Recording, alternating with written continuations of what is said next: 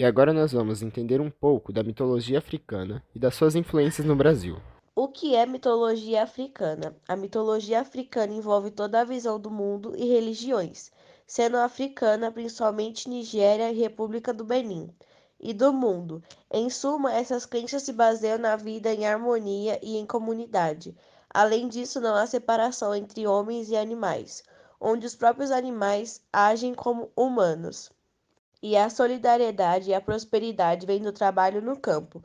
Por outro lado, a mitologia africana também é marcada pelo culto e ancestralidade, onde é louvada a continuidade da vida através da figura feminina, e a princípio são universalmente populares as mitologias gregas, romana e nórdica, sendo conhecidas como seus princípios, deuses e aspectos. A mitologia africana, que apresenta mais de 400 deuses denominados de orixás. Na mitologia ioruba, o deus supremo é denominado de Olorum. Ademais, ele não aceita oferendas, pois tudo que pode ser ofertado a ele já lhe pertence. Isto é, ele ocupa o lugar do Criador de tudo aquilo que existe em todos os nove espaços do Orum. Criação do mundo. Na mitologia africana, há várias versões de como o mundo foi criado. Uma delas é o mito de Onili, que conta como foram divididas as riquezas do universo entre as divindades da mitologia. Enfim, tudo começa com Lorum convocando uma reunião para distribuir as riquezas entre cada deus africano. Para isso, cada um deles utilizou suas melhores roupas e acessórios. Com a difícil responsabilidade de tomar uma decisão, o Lorum então resolveu aceitar o que cada orixá já havia escolhido, como por exemplo Lançã, que estava usando o vento como roupa e raios como acessórios. Ele se tornou orixá das tempestades. Por fim, Onili, filha de Lorum, foi a única a não participar da reunião por ser muito tímida. Ela se escondeu no palácio do pai, dentro de uma cova cavada por si própria. Portanto, por estar vestindo a própria terra, Lorum recebeu o governo de toda a terra. Já outras acreditam que Lorum foi o criador de todas as coisas existentes no mundo, até mesmo das outras divindades. Assim, a partir de Olorum, Oxalá criou os seres humanos. Diversas foram as tentativas para que os seres humanos fossem criados. Dentre os métodos utilizados estavam materiais como a água, madeira, o ferro, o fogo e ar. Assim, depois de uma divindade, Nanã sugeriu o barro como matéria para a criação humana. Os seres humanos foram então criados. No Brasil, tendo como única religião da época o catolicismo, fez com que os povos africanos escondessem suas formas de adoração divina. Além disso, as religiões de matriz africana, como o candomblé, foram resultados das manifestações da mitologia de Yorubá. Principais deuses da mitologia africana. Os deuses africanos são conhecidos como orixás e correspondem a pontos de força da natureza e também estão relacionados às manifestações dessas forças. No Brasil, esses deuses são adorados por seguidores de religiões afro-brasileiras, incluindo o candomblé, que é uma tradição religiosa africana trazida no século XIX por negros escravizados no estado da Bahia. Alguns deuses são bastante conhecidos, já outros apenas aqueles que seguem religiões da mitologia africana.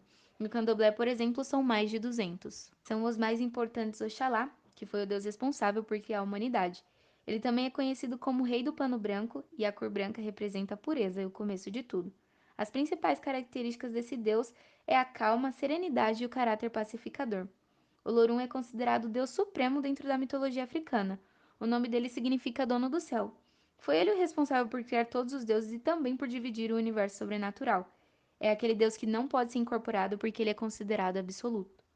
Exu, um dos orixás mais conhecidos, até mesmo por quem não segue tradições africanas. Ele tem referência à ligação que existe entre o mundo humano e o mundo dos orixás. Tem função de proteção, distribuição de propriedade, fartura, boa sorte nos negócios e fertilidade. Exu é apenas um mensageiro e não existe associação dele com o mal. São eles os que têm mais fama com os brasileiros. Ogum, representado como o orixá da guerra, do fogo, do ferro e da tecnologia. Ele geralmente está representado com uma espada na mão. É considerado Deus ligado à sobrevivência e tem a responsabilidade de governar o ferro e todas as coisas que se pode fazer a partir dele. Para alguns brasileiros, o Ogum se associa a São Jorge. E a mais famosa Iemanjá. No Brasil, ela é tida como a rainha das águas e dos mares. É conhecida como a rainha do mar e também a mãe que protege todos os pescadores. A tradução do seu nome é Mãe dos Peixes, provavelmente a orixá mais famosa aqui no Brasil. E de deusas das águas e dos mares temos Nanã, a orixá que teve participação durante a criação da terra e dos humanos, que também é conhecida como deusa do fundo dos lagos. Ela é considerada a mãe das águas doces porque foi responsável por criá-las. Olocum é a verdadeira divindade dos mares e oceanos. No Brasil, ela foi substituída por Iemanjá, que é filha dela. Oxum é a orixá dos rios e das fontes. É a deusa e dona de todas as águas doces. Também é a divindade da beleza e do amor. Ela é a deusa do rio Oxum, que fica no sudoeste da Nigéria, na África, uma das esposas de Xangô. São os deuses das tempestades Xangô, que é considerado o deus do trovão. Ele também possuía poder sobre as chuvas e era visto como o orixá da justiça, porque quando ele foi rei, foi responsável por aplicar leis aos homens. Lançã Oioiá é a orixá dos ventos e raios, também comandante das tempestades e dos espíritos dos mortos.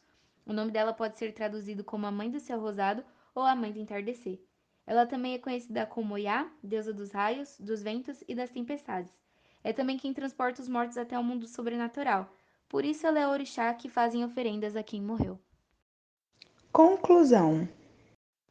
É de extrema importância nós conhecermos sobre a mitologia africana e as religiões de matrizes africanas, já que a mesma ainda sofre um grande preconceito sendo relacionada a uma religião que cultiva o Satanás e a magia negra. Duas ideias desconexas com a realidade e que podem até gerar agressões a pessoas que praticam essa religião. Dar visibilidade a esses temas é uma questão tanto cultural, onde o Brasil carrega grande parte dessa cultura, quanto social, para que não haja mais nenhum ato racista e discriminatório.